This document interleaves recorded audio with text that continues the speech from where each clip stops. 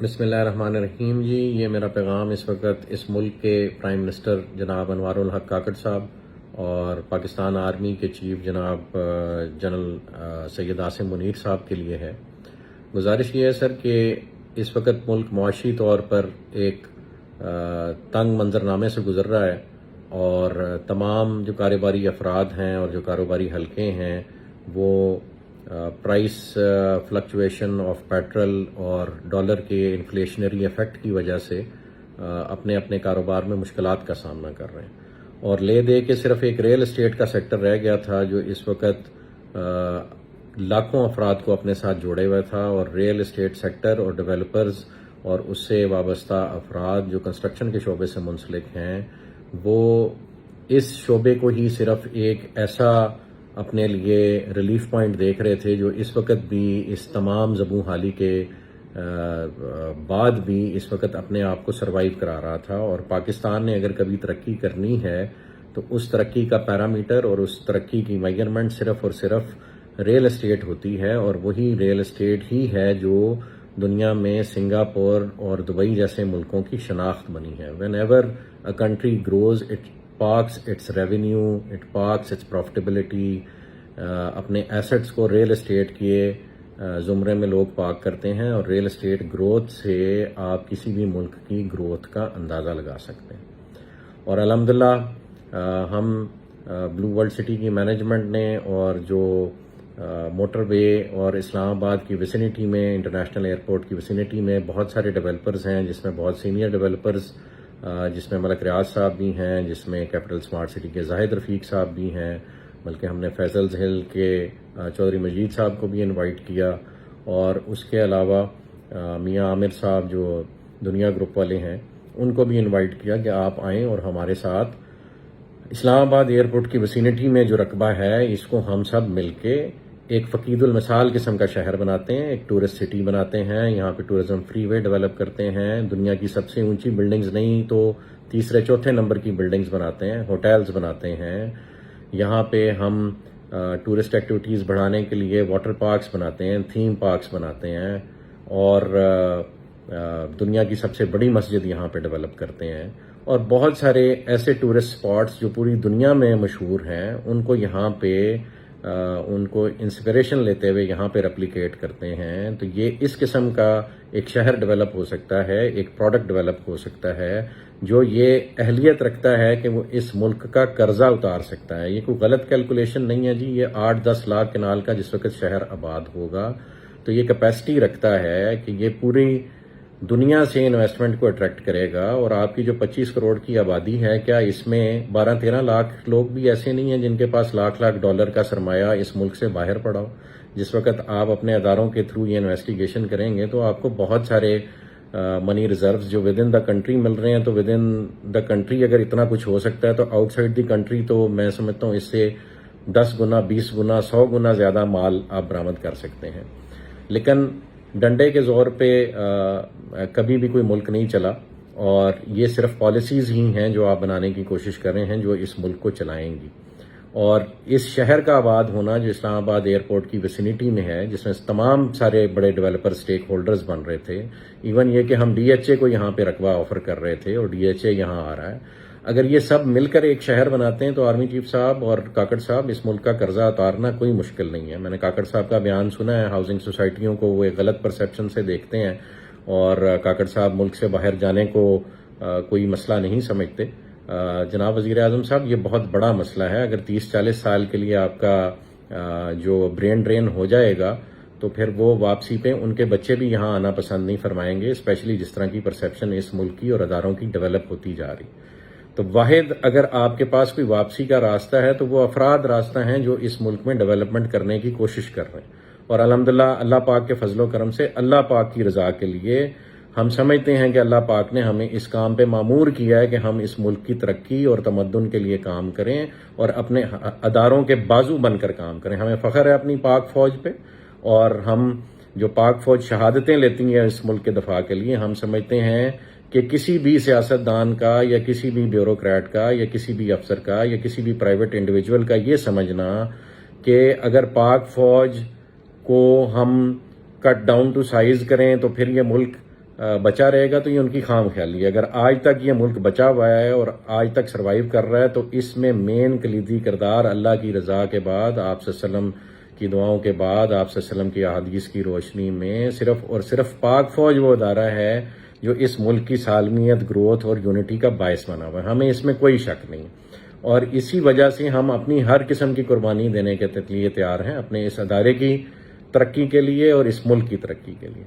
ہم نے اپنا تمام پروفٹیبلٹی اور تمام پروجیکٹ کا ایسٹ اور اپنے ذاتی ایسٹس بھی اس ملک کے لیے قربان کیے ہوئے. ہم سے بہت اداروں نے اس شہر کو، جس کو ہم تعمیر کرنا چاہ رہے ہیں، اس کی تعمیر و ترقی روکنے کے لیے بہت سارے اداروں نے ہم سے بہت سارے امتحان لیے ہیں، اور سب کو ہم نے اپنی جان، مال، عزت، آبرو سب کچھ پیش کیے. ابھی گزارش یہ عاصم صاحب، آپ سے ریکویسٹ ہے، چونکہ آپ کے ہاتھ میں اللہ پاک نے وہ نصرہ رکھی ہے کہ اگر آپ چاہیں اور آپ ایک انیبلنگ انوائرمنٹ کریٹ کریں اپنے پرائم منسٹر صاحب کے ساتھ مل کے، آنے والی گورنمنٹ کے ساتھ مل کے، تو یہ ملک ترقی کی وہ منازل طے کر سکتا ہے کہ اس کے بعد لوگ دبئی اور سنگاپور کی مثالیں دینا چھوڑ دیں گے، پاکستان کی مثال دیں گے. لیکن یہ سر تب ہوگا جب سارے کام پاک فوج خود نہ کرے اور گورنمنٹ خود نہ کرے، بلکہ ایسا انیبلنگ انوائرمنٹ کریٹ کرے کہ اس ملک کے بزنس مین اور اس ملک کے وہ لوگ جن کو اللہ پاک نے ہنر عطا کیا ہے وہ کام کرنا شروع کر دیں. تو آپ سے خدارہ گزارش ہے کہ ہم ڈیولپرز کو اپنی چھتری کے سائے تلے لیں اور ہمیں کام کرنے دیں اس ملک کے لیے. بھلے جب ہم سارا کام کر چکے ہوں تو maintenance and development and after sale service کے لیے بھلے وہ تمام ہاؤسنگ پروجیکٹس یا وہ پورے شہر کا کنٹرول کسی نئی اتھارٹی کو دے دیا جائے جو آنےسٹ لوگوں سے بنی ہوئی ہو، یا بھلے ڈی ایچ اے کے حوالے کر دیا جائے، ہمیں اس میں کوئی اعتراض نہیں. لیکن خدارہ ایک پرائیویٹ مائنڈ سیٹ کے ساتھ، ایک انٹرپرونل مائنڈ سیٹ کے ساتھ، ایک کاروبار کو جو کہ ریل اسٹیٹ کا کاروبار ہے اس کو اپنی ٹانگوں پہ کھڑا ہو لینے دیا جائے. وہی اس ملک کو کہیں نہ کہیں پہنچائے گا. ہم نہیں کہتے کہ آپ انڈسٹری نہ لگائیں، ہم نہیں کہتے کہ آپ ایگریکلچر نہ کریں، وہ بھی ہمارے ملک کی ریڑھ کی ہڈی ہے. ایگریکلچر بھی ریڑھ کی ہڈی ہے اور انڈسٹریز لگانا بھی ریڑھ کی ہڈی ہے، پروڈکشن بھی ریڑھ کی ہڈی ہے. لیکن آپ ریل اسٹیٹ کے وجود سے انکاری نہیں ہو سکتے. جتنی بھی دنیا میں ترقی ہوئی ہے وہ الٹیمیٹلی ریل اسٹیٹ کے تھرو ریفلیکٹ کرتی ہے. May it be hotelling, may it be tourism, اور may it be even agriculture. Ultimately اس کا سارا سرمایہ آ کے آپ کے ریل اسٹیٹ میں پارک ہوتا ہے. اور جتنی بھی بلڈنگز ڈیولپ ہوتی ہیں وہ تمام الائیڈ انڈسٹریز کو سپورٹ کرتی ہیں، اور تمام جو ترقی ڈفرینٹ ادارے کرتے ہیں انہوں نے بھی الٹیمیٹلی آ کے کسی بلڈنگ میں ریزائڈ کرنا ہوتا ہے. وہ بھلے ہاسپٹلز ہوں، وہ بھلے آپ کے ہوٹلز ہوں، وہ بھلے ایئرپورٹ ہوں، تو ultimately it is real estate جس نے ڈیولپ ہونا. اور اگر آپ دبئی کے فارمولے کو فالو کریں اور اسلام آباد انٹرنیشنل ایئرپورٹ کو دبئی کے ایئرپورٹ کی طرز پہ چلانا شروع کر دیں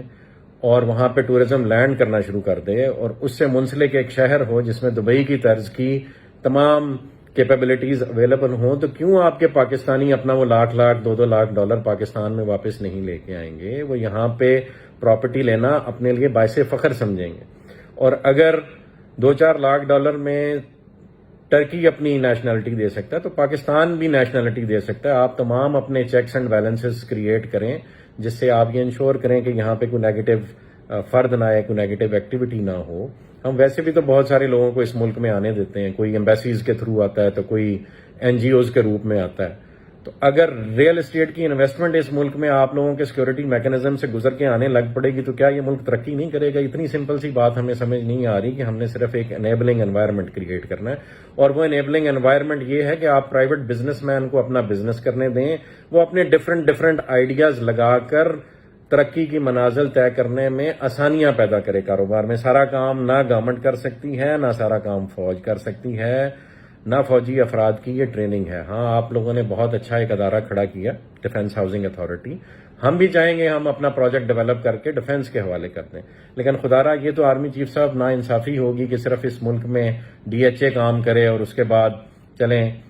اس ملک میں اگر کسی نے اس ملک کے سیٹ اپ کو یوٹیلائز کیا اور پازیٹیولی یوٹیلائز کیا تو اس میں کریڈٹ ملک ریاض صاحب کو جاتا ہے. اگر ان سے سروائیول کی پاداش میں چند غلطیاں ہو گئی ہیں تو انہیں بھی معافی دے کے آپ اس ملک میں واپس لائیں اور انہیں کام کرنے کا موقع دیں. اگر بزنس مین اس ملک کو نہیں تعمیر کرے گا، میں کوئی ملک صاحب کے حق میں بیان نہیں دے رہا، میں پاکستان کے حق میں بیان دے رہا ہوں. میں چاہتا ہوں کہ ہر وہ ڈیولپر، ہر وہ ریل اسٹیٹ کا ایکسپرٹ، ہر وہ بزنس مین، ہر وہ انڈسٹریلسٹ، ہر وہ ایگریکلچرسٹ جو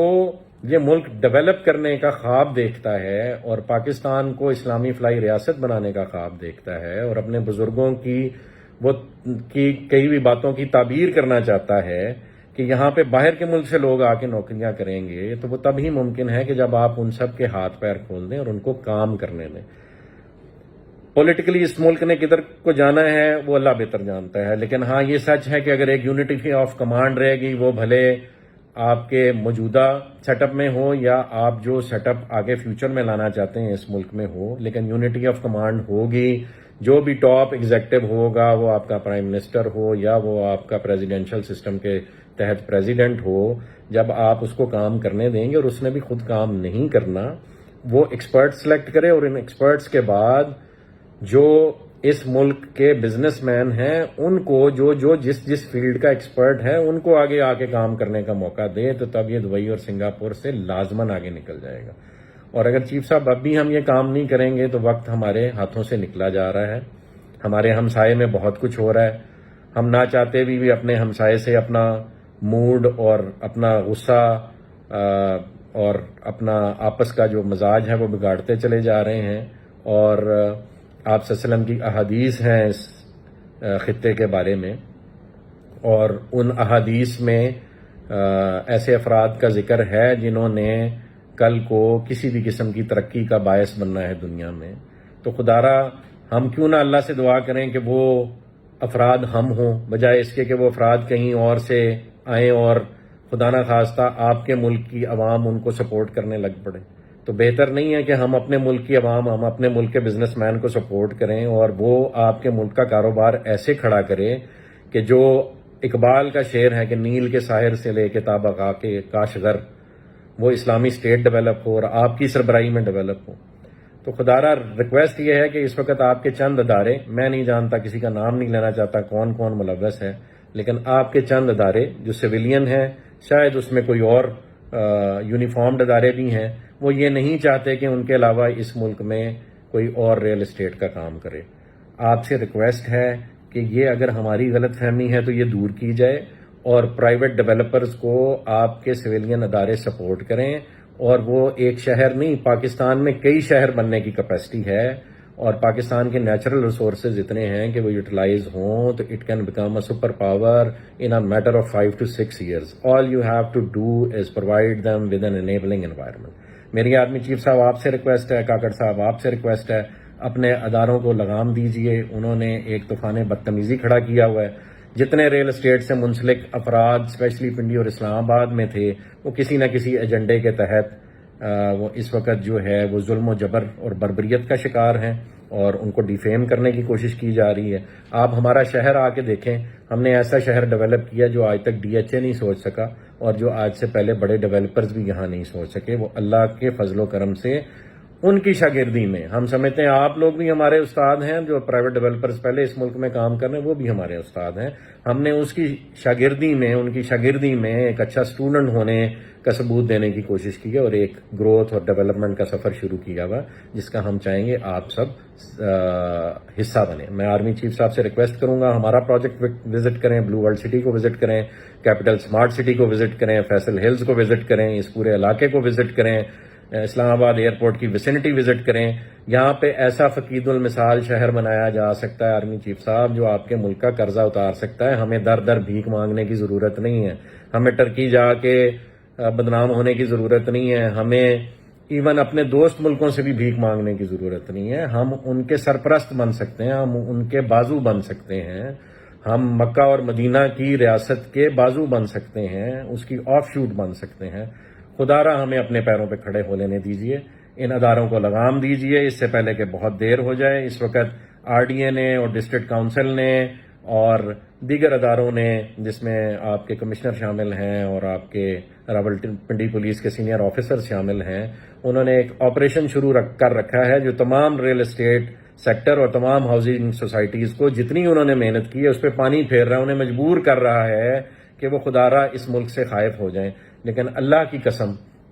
قسم، اللہ نے ہمیں بنایا ہے اس ملک کی ترقی کے لیے، ہمیں اللہ نے بلایا ہے دین اسلام کی سربلندی میں اپنا کردار ادا کرنے کے لیے، اور وہ ہم اپنے خون کے آخری قطرے تک انشاءاللہ نبھائیں گے۔ ہم کسی ادارے سے نہیں لڑیں گے، ہم پاک فوج کو بھی ہمیشہ سلوٹ اور سلام کریں گے۔ ہم تمام اپنے اثاثے، اپنے ذاتی اثاثے اور اپنے کاروباری اثاثے بھی اس پاک فوج پہ اور آپ کی ڈیفنس ہاؤسنگ اتھارٹی پہ بھی قربان کرتے ہیں۔ ہمیں اپنا مزدور بنا لیں، لیکن خدا را اس ملک کو ڈیولپ تو ہونے دیں، ہمیں کام تو کر لینے دیں۔ صرف اتنی سی گزارش ہے آرمی چیف صاحب، خدا را ان کو لگام دیجئے، نہیں تو یہ سب کو آپ سے خائف کر دیں گے اور کسی ملک کو ہم پہ حملہ کرنے کی ضرورت نہیں پڑے گی۔ یہ کام ہم خود ہی کر لیں گے۔ ہم ایک خودکش حملہ کرنے کی طرف جا رہے ہیں، بہت سپیڈ سے جا رہے ہیں، نہیں روکا گیا تو دشمن اپنے مقاصد میں کامیاب ہو جائے گا، اور اللہ کو بھی ہم منہ دکھانے کے قابل نہیں رہیں گے، نہ اس دنیا میں نہ آخرت میں۔ جزاک اللہ خیر۔ خیر کی امید ہے، اور امید ہے اس پیغام سے آپ وہ پازیٹیو وائب لیں گے جو ہم دینے کی کوشش کر رہے ہیں۔ جزاک اللہ خیر جی، والسلام۔